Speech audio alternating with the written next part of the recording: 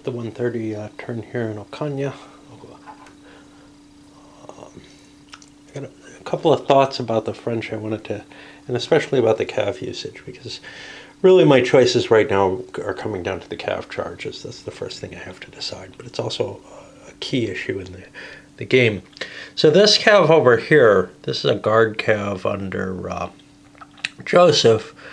Well, it's really not sufficient to destroy, to damage, to drive off the Spanish cav up on that hill. But that Spanish cav is unuseful, other than in terms of just preventing the French from advancing on it.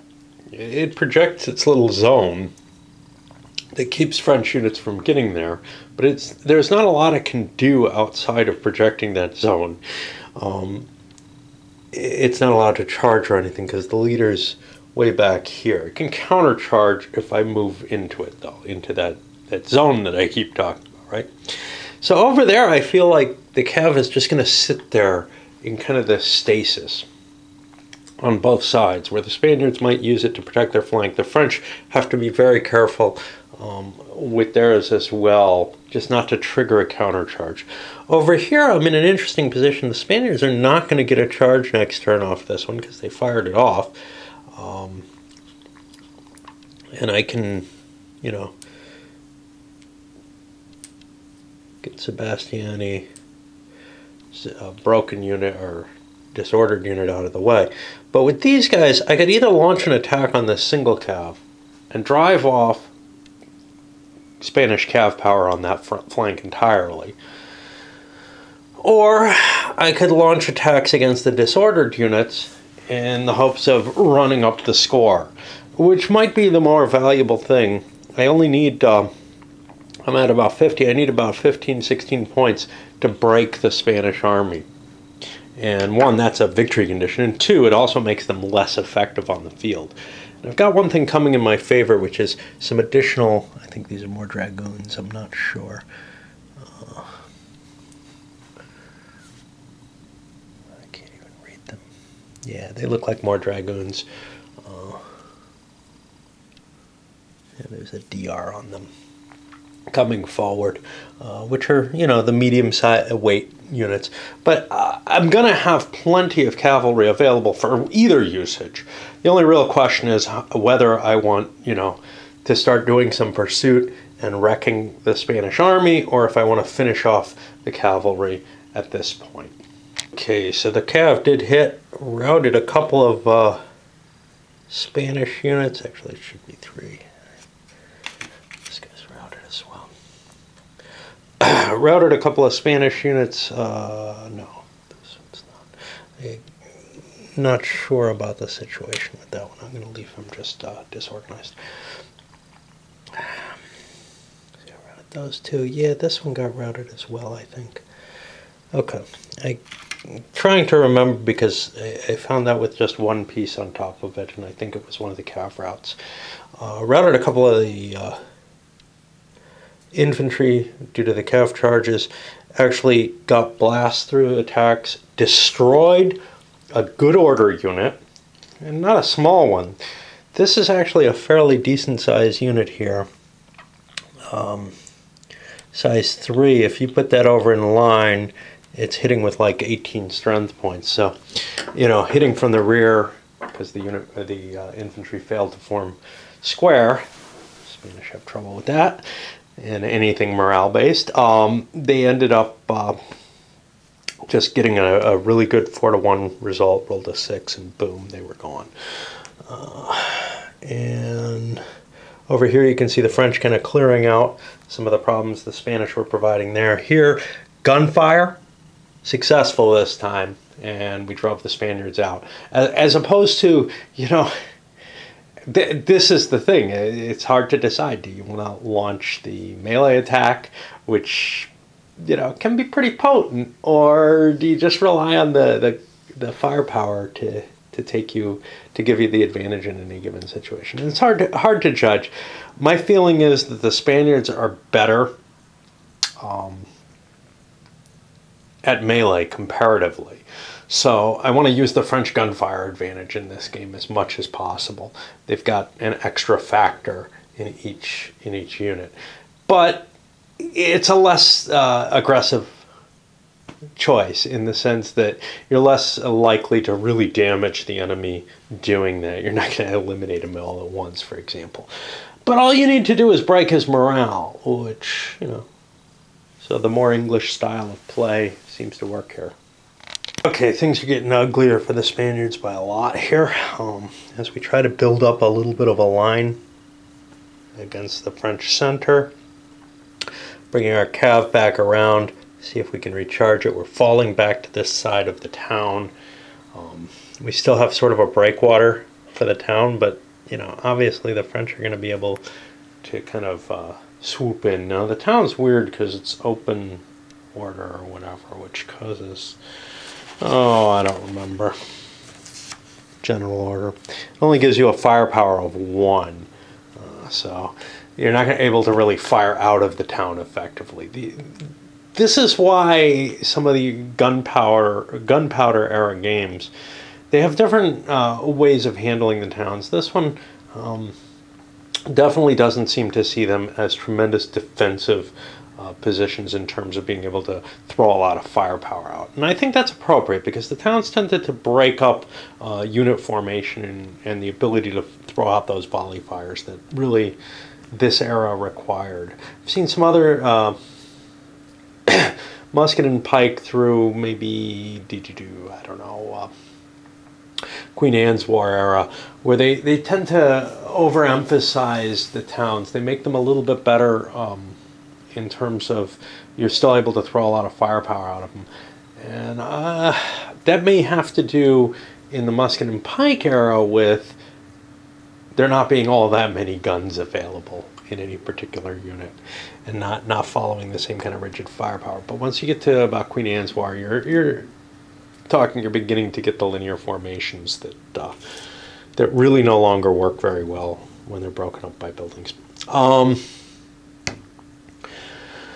You may notice my route markers have increased in number. I forgot these. They actually are counted as 2 higher than the turn that they're given, so they can't even try to rally quicker. There is one thing about routes. The way they're worded, you route immediately full distance. So I moved too few hexes. I moved them all a hex further. But then they only actually continue their route if they fail a rally check. And I'm not doing that. I'm making them really actually route. And thus they're going to keep running no matter what happens until they succeed in a rally check, which is almost equivalent. It's kind of a situation where the routed units are actually a little worse than them simply being lifted off the board, which is the base game situation. Because what I really want to show with the routing is not how routed units could make their way back on the field. It's possible, but more that they have a disruptive effect on the retreat in general. And this is really the danger, is that things might start getting so cluttered back here that they're going to contaminate other units and cause them to rout along with them. So anyway, Spaniards trying to build some sort of defensive line to hold off the French. It's not like there's a massive French attack capable in this. The French army is not very big. Our numbers, well, losses, the Spaniards took a massive amount of losses this time, and that has to do with eliminating a big unit that wasn't in bad shape, and then the other losses that came about.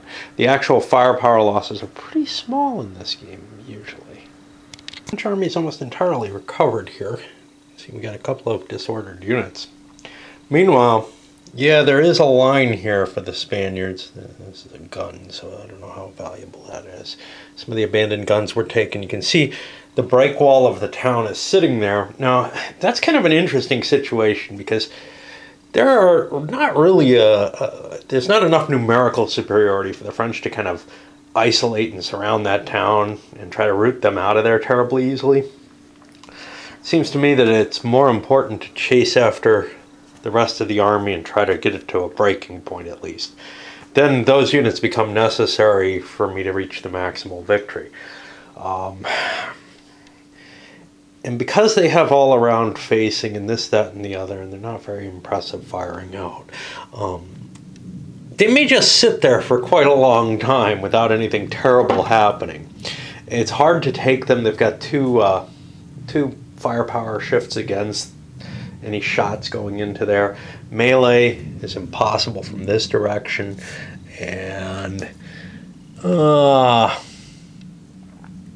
it's not particularly advantageous for the defender otherwise, though. So, you know, there is the possibility of some French columns striking in there, especially with the low firepower coming out of them. But the problem is, if I'm in the town too, I am also in general order, which means I only have what? No, I got my full melee. Okay. So yeah, going into column would probably make sense. And in fact, the Spanish units probably should shift into column as well, because they still get their one firepower coming out, and that'll give them a little bit stiffer. Well, not really. I was gonna say it's gonna give them a little stiffer melee, but it actually doesn't. It only gives it on the offense. Over here, this just melted away. You can see the French cav moving here. More cav here to harass and destroy the routing and disordered units. We're actually at a problem at this point, counter-wise. I don't know if the game handles this, but the combination of the two rules may not allow it. So normally, you'd be able to add, like, you know, you could use a 10 and a 1 as an 11 counter or something like that to indicate the turn that something's going over. But I'm not in that position because I'm using 2 counters to indicate route. Which means, now that I'm, you know, looking at, in terms of route, hitting turn 11 for this, there is the possibility, we still have some turn 2s out here. I'm using 2 1s to indicate those don't get a check until turn 11. Well, with these 2s out there, there's a chance that there will be single 2s out there, and I'll be using 2s for turn 12. I haven't decided how I'm going to handle that yet. I may use the 10 and the 2 to indicate 12, and, you know, just the 2 alone to indicate 2, and then do the doubling up kind of the way I've been doing it. I know none of the long-term, you know, none of the units are in rallyable capability. Another option is, you know, there's no reason I need to leave this 2 on here. I can up that to a 3, and it'll still be able to rally. I can up it to, you know, a 6, and it'll still be able to rally. So, or a 7 or whatever. So there's no real need, once I've extended that far over, that I need to keep track of which turn the unit was actually disordered on. All right, open up their turn, trying to, I forget to do this, trying to cav charge to drive that guard cav away. It countercharged. It's small comparatively, and it wasn't on a good chart at all, way down on this chart, which I guess maybe is better than being over on the 4-to-1 chart or something. I don't know where it would have landed. It would have ended up somewhere around 2-to-1 anyway, I think. But it got lucky and drove away some of the Spanish cav, stopped the charge, and then what you have is actually the Spanish holding here. One of these units got... I'm playing with the option where you don't have infinite morale in the villages. You still have stronger morale, but one of the Spanish units broke there. Elsewhere, we've got a fair little line here, but now the routing is beginning to really cause a problem as these routed units are smashing into units that are, you know, just disorganized. They move a little faster as routed units, and they're catching up. I got to worry about these 2s, though. I can just flip them all over. They don't really mean anything. You know, I mean, it's going to be turn 10. They've got the right to rally, you know. But I can see with the very long games, this numbering system, you're going to have to play with it a little bit more. I'm very worried about, I've got this idea of playing, hopefully they link together, that was my understanding, the 4 Waterloo scenarios.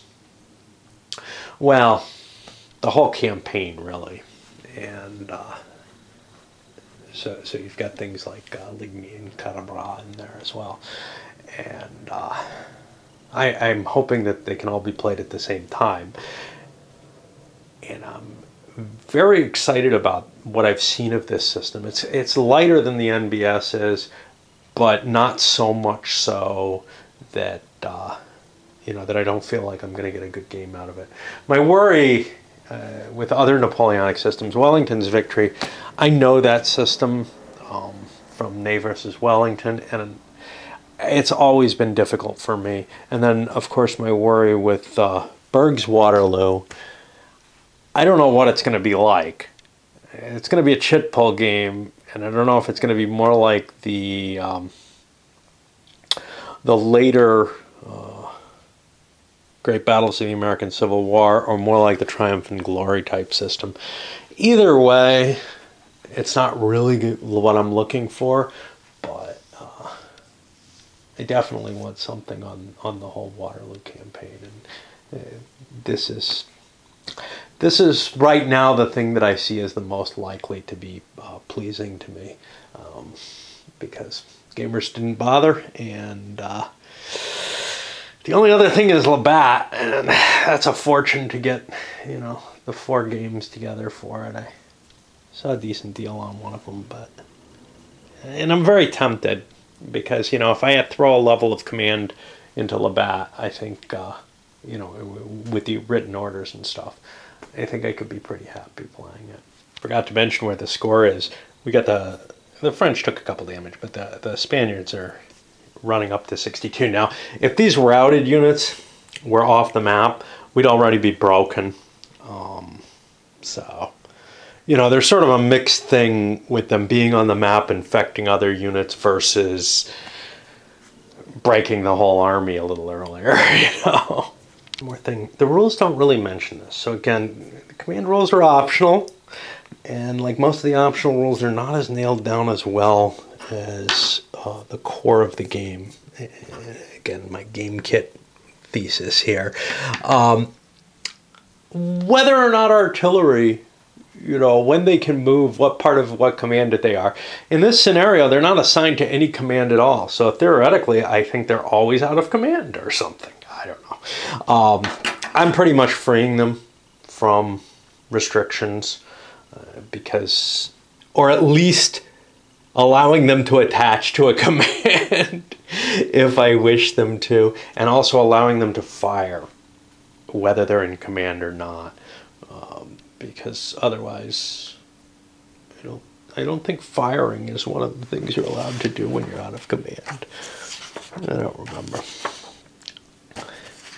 The level 2 command layer, which is kind of weird, is where it goes into what you're allowed to do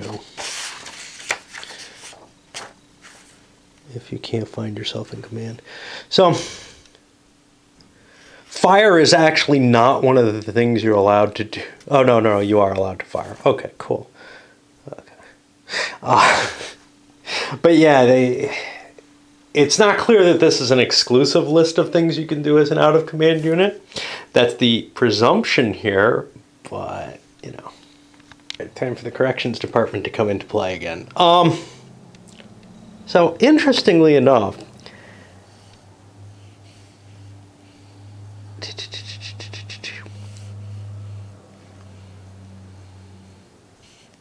the army is, well, let me see. When the demoralization level and the, no.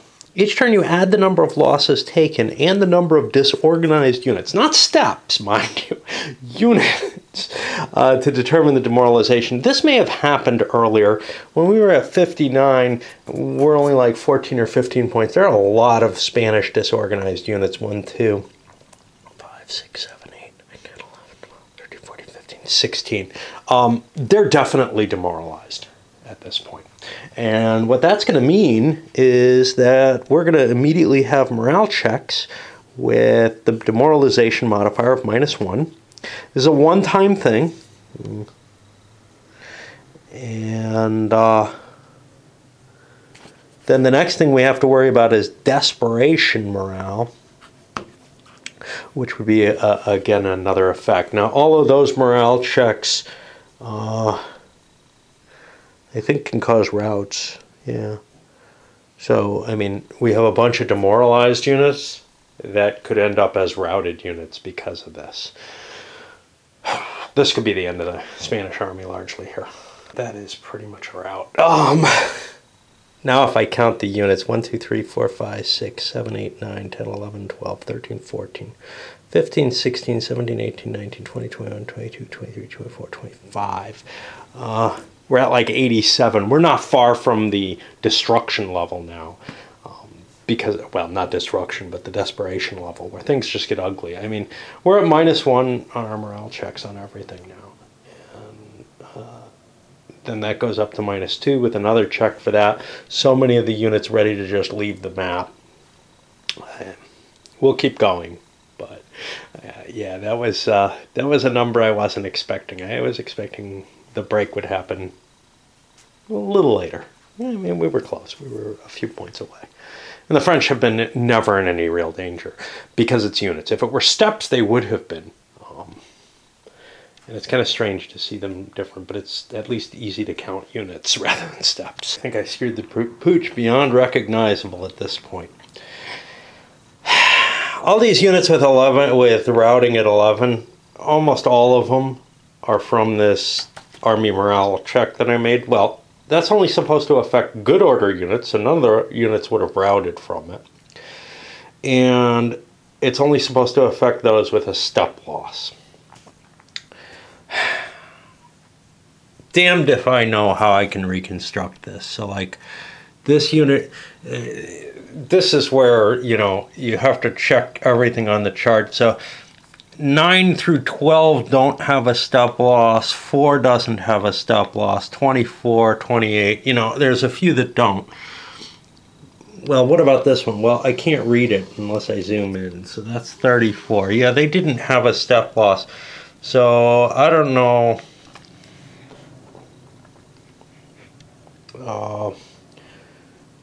Those were the guys who were here. And they had one of these, and it just may be, you know, I can't recuperate this battle anymore, that I'm just going to have to call this one off, because I've probably done too much damage by trying to fix something on the fly, you know, when I didn't have the time to pay attention. I have no idea where some of these units were, you know.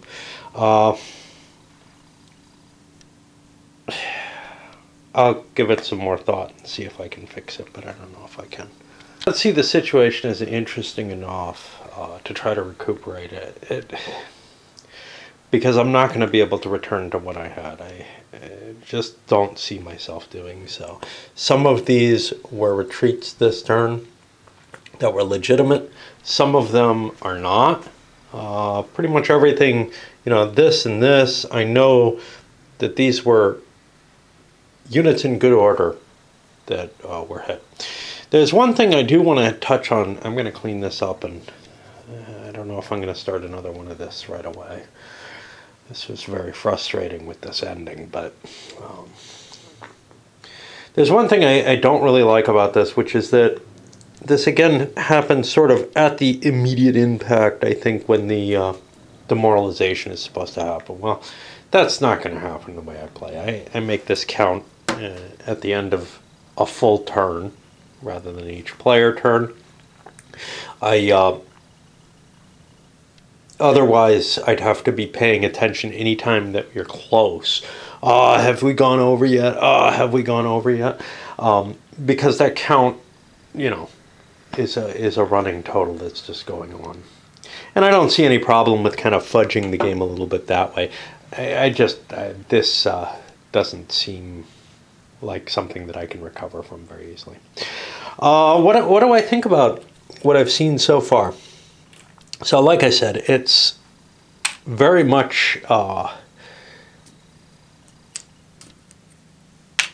sort of a game kit rather than an actual game. It's got loose rules of a sort that remind me a lot of some of the sort of more amateurish miniatures rules that come out. Now, this is not a game that just came out. You know, I was expecting a much, much more solid set of rules at this stage in the game than what I see now. And what I see now is really not too different from what I saw back in the Friedland and I assume the Ekmal scenarios as well, which is sort of a very light, you know, treatment of the rules that kind of says, yeah, leaves some things kind of ambiguous and then leaves you a bunch of options without filling in all the gaps. When there's questions about, well, you know, the artillery range, how do I handle that? You know, is the -1 per hex the way I was doing it, or is it the more commonly counting, you know, well, is counting to be handled as intervening hexes rather than what the rules seem to indicate? A whole bunch of stuff like that. Some of the stuff, a lot of the stuff in the optional rules is really, really sketchy, like how the skirmishers are to be handled, etc.